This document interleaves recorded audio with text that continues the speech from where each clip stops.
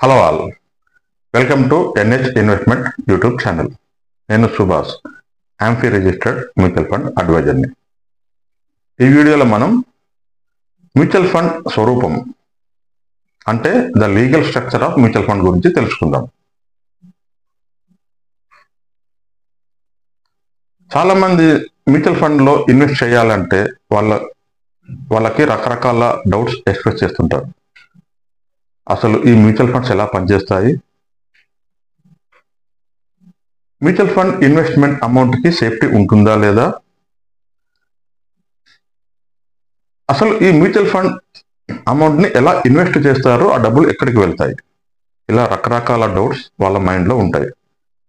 నేను ఈ వీడియో ద్వారా వాటన్నిటికీ ఆన్సర్ చేసే ప్రయత్నం చేస్తాను. మీరు గమనించండి, మన దేశంలో ఇంతవరకు ఏ మ్యూచువల్ ఫండ్ హౌస్ అయినా దివాలా తీసిన సందర్భాలు ఉన్నాయా? అలాగే ఏ మ్యూచువల్ ఫండ్ హౌస్ అయినా ఇన్వెస్టర్లను మోసం చేసిన సందర్భాలు ఉన్నాయా? అవి దాదాపుగా లేవనే చెప్పాలి. అయితే కొన్ని మ్యూచువల్ ఫండ్ హౌస్ని ఇంకొక మ్యూచువల్ ఫండ్ హౌస్ అక్వైర్ చేసుకోవడం అంటే కొనుగోలు చేసుకోవడం లాంటివి జరుగుతూ ఉంటాయి. ఉదాహరణకి రిలయన్స్ మ్యూచువల్ ఫండ్ హౌస్ని నిప్పాన్ ఇండియా వాళ్ళు కొనుగోలు చేసి వాళ్ళ ఆపరేషన్స్ని కంటిన్యూ చేస్తున్నారు. అంతేగాని ఇక్కడ ఫండ్ హౌస్ పేరు మారుతుంది, కానీ ఆ ఇన్వెస్టర్లకి అలాగే ఆ పెట్టుబడి చేసే వాళ్ళకి ఎవరికి ఎలాంటి నష్టం వాటిల్లదు. అదే మీరు ఈక్విటీ షేర్ మార్కెట్లో చూసుకుంటే అందులో రకరకాల కుంభకోణాలు, స్కామ్స్, కార్పొరేట్ ఫ్రాడ్స్, కంపెనీ ఇంటర్నల్గా జరిగే కార్పొరేట్ ఫ్రాడ్స్ కానీ ఇలాంటివి చాలా సర్వసాధారణం అయిపోయాయి ఈ మధ్య. గతంలో 1992లో జరిగిన హర్షద్ మేహతా సెక్యూరిటీస్ స్కామ్, దాని తర్వాత చూసుకుంటే సత్యం కుంభకోణం స్కామ్, ఆ తర్వాత పంజాబ్ నేషనల్ బ్యాంక్ స్కామ్, రీసెంట్గా అదానీ కంపెనీల మీద వచ్చిన అలిగేషన్స్. ఇలాంటి కార్పొరేట్ ఫ్రాడ్స్ వల్ల ఇన్వెస్టర్లకి స్టాక్ మార్కెట్లో ఇన్వెస్ట్ చేయడానికి నమ్మకం మెల్లిమెల్లిగా తగ్గిపోతుంది. ఇన్వెస్ట్ చేసే వాళ్ళు కూడా లాంగ్ టర్మ్ ఇన్వెస్ట్మెంట్ బదులుగా షార్ట్ టర్మ్ ఇన్వెస్ట్మెంట్ లేదా ట్రేడింగ్ అలాంటి వాటి వైపు వాళ్ళు ఫోకస్ చేస్తున్నారు. ఎందుకు? లాంగ్ టర్మ్ ఇన్వెస్ట్మెంట్లో ఏదైనా కంపెనీలో వాళ్ళు ఇన్వెస్ట్ చేస్తే కొన్ని రోజుల తర్వాత ఏదైనా కార్పొరేట్ ఫ్రాడ్ జరిగి తమ ఇన్వెస్ట్మెంట్ డబ్బులు లాస్ అయిపోతామని వాళ్ళకి భయం. అందుకే షార్ట్ టర్మ్ ఇన్వెస్ట్మెంట్లో వాళ్ళ ప్రాఫిట్ ఆర్ లాస్ని బుక్ చేసుకుని బయటపడుతున్నారు తొందరగా. అదే మ్యూచువల్ ఫండ్ ఇన్వెస్ట్మెంట్స్లో చూసుకుంటే చాలామంది ఇన్వెస్టర్స్ తమ మ్యూచువల్ ఫండ్ ఇన్వెస్ట్మెంట్స్ని సిస్టమేటిక్ ఇన్వెస్ట్మెంట్ ప్లాన్, దాన్నే సిప్ అంటారు, సిప్ ద్వారా కానీ లేదా లంసమ్ ఇన్వెస్ట్మెంట్ అంటే వన్ టైం ఇన్వెస్ట్మెంట్ ద్వారా కానీ తన లాంగ్ టర్మ్ ఇన్వెస్ట్మెంట్ జర్నీని ఇంకా కంటిన్యూ చేస్తున్నారు విజయవంతంగా. ఎందుకు మ్యూచువల్ ఫండ్ ఇన్వెస్ట్మెంట్స్ రిస్క్ ఫ్రీగా ఉంటాయి? అది తెలవాలంటే అసలు ఈ మ్యూచువల్ ఫండ్ లీగల్ స్ట్రక్చర్ గురించి మనకి అవగాహన ఉండాలి. అప్పుడే వీటన్నిటికీ సమాధానం దొరుకుతుంది.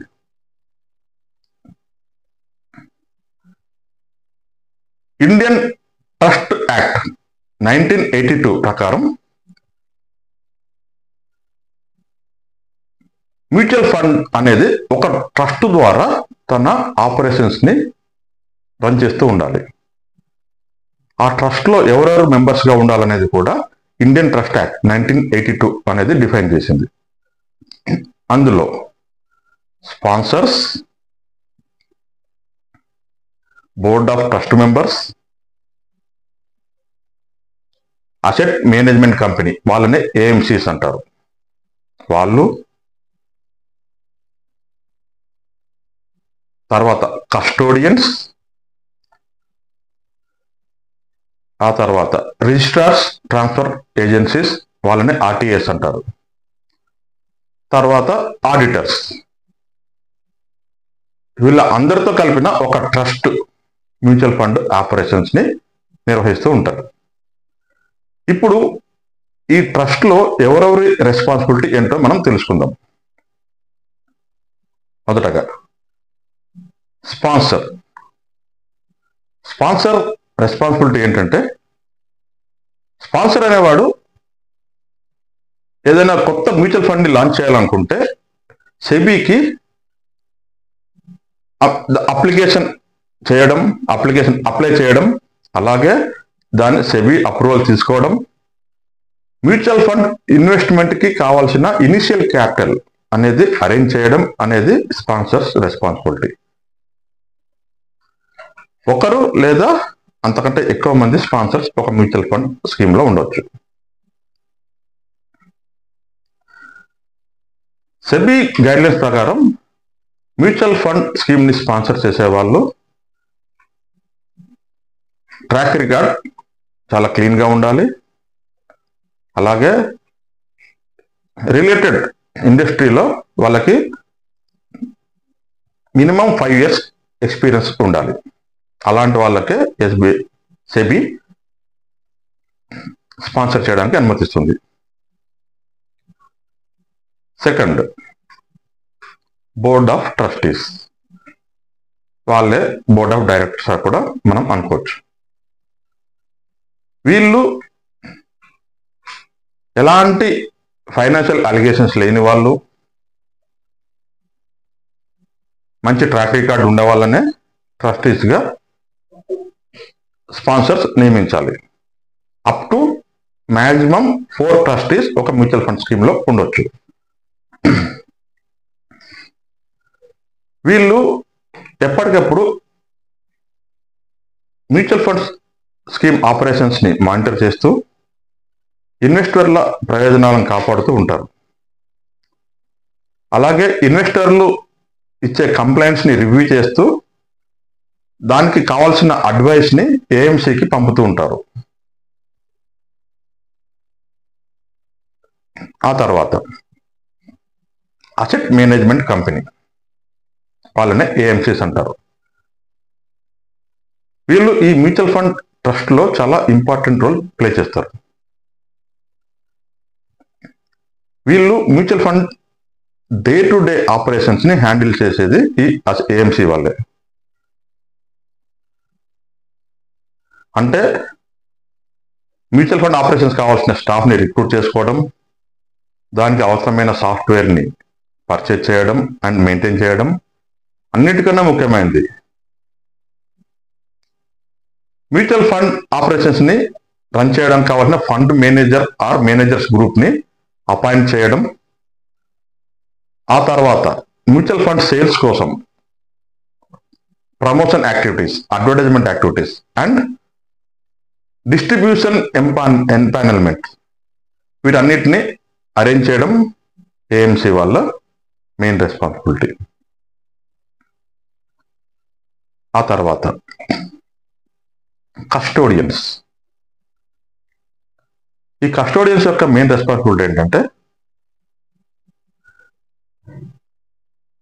మ్యూచువల్ ఫండ్ ఇన్వెస్టర్లు చేసే ప్రతి ట్రాన్సాక్షన్, సేల్స్ అండ్ పర్చేస్, ఆ ట్రాన్సాక్షన్స్ ని రికార్డ్ చేసి ఎప్పటికప్పుడు దాన్ని సెటిల్ చేయడం ఎలాంటి ఇష్యూస్ లేకుండా, ఇది కస్టోడియన్స్ పని.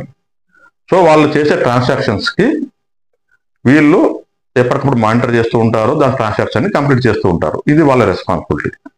అలాగే మ్యూచువల్ ఫండ్స్ ఇన్వెస్ట్ చేసిన స్టాక్ కంపెనీస్ ఉంటాయి, ఆ కంపెనీల యొక్క కార్పొరేట్ యాక్షన్స్ అంటే డివిడెండ్స్ అండ్ బోనస్, ఇలాంటి కార్పొరేట్ యాక్షన్స్ ని వీళ్ళు ఎప్పటికప్పుడు ట్రాక్ చేస్తూ ఉంటారు. కస్టోడియన్ అనేవాళ్ళు కంపల్సరిగా సెబీ దగ్గర రిజిస్ట్రేషన్ చేసుకోవాల్సి ఉంటుంది. అలాంటి వాళ్ళనే, సెబీ దగ్గర రిజిస్టర్ అయిన వాళ్ళనే ఏదైనా ఫండ్ స్కీమ్ కి కస్టోడియన్స్ గా సెబీ అనుమతిస్తుంది. ఆ తర్వాత రిజిస్ట్రార్స్ అండ్ ట్రాన్స్ఫర్ ఏజెన్సీస్, వీళ్ళనే ఆర్టీఎస్ అంటారు. వీళ్ళు ఇన్వెస్టర్స్ రికార్డ్స్ని, వాళ్ళ investment record and there personal records అన్నిటిని మెయింటైన్ చేస్తూ ఉంటారు. వీళ్ళ ఆఫీసులు మన దేశంలో ఇంపార్టెంట్ మెయిన్ సిటీస్లో ఎస్టాబ్లిష్ చేస్తూ ఉంటారు. ఆ ఆఫీస్లో ఇన్వెస్టర్లకి కావాల్సిన డాక్యుమెంటేషన్స్ రికార్డ్స్ని అప్డేట్ చేస్తూ ఉంటారు. ఎవరికైనా ఇన్వెస్టర్స్కి ఏమైనా డాక్యుమెంటేషన్ రిలేటెడ్ డౌట్స్ ఉంటే వాళ్ళు ఈ ఆఫీస్కి అప్రోచ్ అయ్యి తమ డాక్యుమెంటేషన్ని అప్డేట్ చేసుకోవచ్చు, కావాల్సిన ఇన్ఫర్మేషన్ తీసుకోవచ్చు. ఇది ఆర్టీఎస్ మెయిన్ రెస్పాన్సిబిలిటీ. ఆ తర్వాత ఆడిటర్స్. ఈ auditors main responsibility mutual fund scheme యొక్క అకౌంట్స్ని ఆడిట్ చేయడం. అలాగే కొన్ని fund houses asset management company AMC అకౌంట్స్ని కూడా ఆడిట్ చేస్తుంటారు. అంటే ఇక్కడ రెండు రకాల ఆడిటింగ్ జరుగుతూ ఉంటుంది. ఒకటి ఇంపార్టెంట్ మ్యూచువల్ ఫండ్ స్కీమ్ యొక్క అకౌంట్స్ని ఆడిట్ చేయడం అనేది మ్యాండేటరీ. ఏఎంసి అకౌంట్స్ మానిటర్ అకౌంట్స్ని ఆడిట్ చేయడం అనేది అది ఆప్షనల్. కానీ చాలా ఫండ్ హౌసెస్ ఈ రెండు అకౌంట్స్ని ఆడిట్ చేస్తూ ఉంటారు. ఇది ఆడిటర్స్ రెస్పాన్సిబిలిటీ. సో ఇది మ్యూచువల్ ఫండ్ యొక్క లీగల్ స్ట్రక్చర్. స్పాన్సరర్స్ వీళ్ళు మ్యూచువల్ ఫండ్ని లాంచ్ చేసి దానికి కావాల్సిన ఇనిషియల్ క్యాపిటల్ని అరేంజ్ చేస్తూ ఉంటారు. సెకండ్, బోర్డ్ ఆఫ్ ట్రస్టీస్ వీళ్ళు ఇన్వెస్టర్ల యొక్క ప్రయోజనాలను కాపాడుతూ అవసరమైన గైడ్లైన్స్ ఇస్తూ ఉంటారు, ఆ స్కీమ్ యాక్టివిటీస్ని అబ్జర్వ్ చేస్తూ ఉంటారు. థర్డ్, అసెట్ మేనేజ్మెంట్ కంపెనీస్ వీళ్ళు day to day mutual fund యాక్టివిటీస్ని హ్యాండిల్ చేస్తూ ఉంటారు. ఫోర్త్ వన్, కస్టోడియన్స్ వీళ్ళు మ్యూచువల్ ఫండ్లో జరిగే ప్రతి ట్రాన్సాక్షన్ని సెటిల్ చేస్తూ ఉంటారు. తర్వాత registrars and transfer agencies RTS వీళ్ళు ఇన్వెస్టర్స్ యొక్క పర్సనల్ అండ్ ఇన్వెస్ట్మెంట్ రికార్డ్స్ని ఎప్పటికప్పుడు మెయింటైన్ చేస్తూ ఉంటారు. తర్వాత auditors mutual fund scheme and AMC వాళ్ళ అకౌంట్స్ని ఆడిట్ చేస్తూ ఉంటారు. ఇంత పకడ్బందీగా మ్యూచువల్ ఫండ్ ట్రస్ట్ అనేది తన ఆపరేషన్స్ని నిర్వహిస్తుంది కాబట్టి ఏ మ్యూచువల్ ఫండ్ స్కీమ్లో అయినా ఇందులో ఫ్రాడ్ జరిగే అవకాశాలు దాదాపుగా తక్కువగానే ఉంటుంది. అయితే మనం మ్యూచువల్ ఫండ్ ఇన్వెస్ట్మెంట్లో ప్రతి మ్యూచువల్ ఫండ్ స్కీమ్ కింద ఒక డిస్క్లైమర్ ఉంటుంది. Mutual fund investments are subject to market risk. మరి ఇంత పకడ్బందీగా నడుస్తున్నప్పుడు ఈ డిస్క్లైమర్ ఎందుకు ఉంటుంది అంటే, ఎలాంటి మ్యూచువల్ ఫండ్ స్కీమ్ అయినా కూడా వాటి ఇన్వెస్ట్మెంట్స్ ఈక్విటీ షేర్ మార్కెట్లో కానీ లేదా డెట్ ఇన్స్ట్రుమెంట్స్ అంటే government securities, fixed deposits and other bonds, లేకపోతే other asset classes real estate, gold, silver ఇలాంటి డిఫరెంట్ అసెట్ క్లాసెస్లో ఇన్వెస్ట్మెంట్ చేయాల్సి వస్తుంది. ఈ అసెట్ క్లాసెస్ యొక్క పెర్ఫార్మెన్స్ దాని ద్వారానే మన మ్యూచువల్ ఫండ్ రిటర్న్స్ అనేవి ఆధారపడి ఉంటాయి. అందుకోసమే మన మ్యూచువల్ ఫండ్ ట్రస్ట్ యాక్టివిటీస్ ఎంత జెన్యున్గా ఉన్నా కూడా, మీన్స్ లీగల్ స్ట్రక్చర్ ఎంత ట్రాన్స్పరెంట్గా ఉన్నా కూడా, మన ఇన్వెస్టర్లు మ్యూచువల్ ఫండ్లో ఇన్వెస్ట్ చేయాలనుకుంటే ముందుగా వాళ్ళు ఇన్వెస్ట్ చేయాలనుకునే స్కీమ్ని వాళ్ళు కొంచెం రీసెర్చ్ చేసి దాన్ని ఇన్వెస్ట్మెంట్ హోల్డింగ్స్, దాని ఇన్వెస్ట్మెంట్ ఆబ్జెక్టివ్స్ వాటన్నిటిని బాగా పరిశీలించి తర్వాత ఇన్వెస్ట్మెంట్ డిసిషన్ తీసుకోవచ్చు. ఇది మ్యూచువల్ ఫండ్ లీగల్ స్ట్రక్చర్ యొక్క వీడియో. వచ్చే వీడియోలో టైప్స్ ఆఫ్ మ్యూచువల్ ఫండ్స్ అంటే what are the different types of mutual funds and their subcategories దాని గురించి మనం తెలుసుకుందాం. అంతవరకు సెలవు, బాయ్. జై హింద్.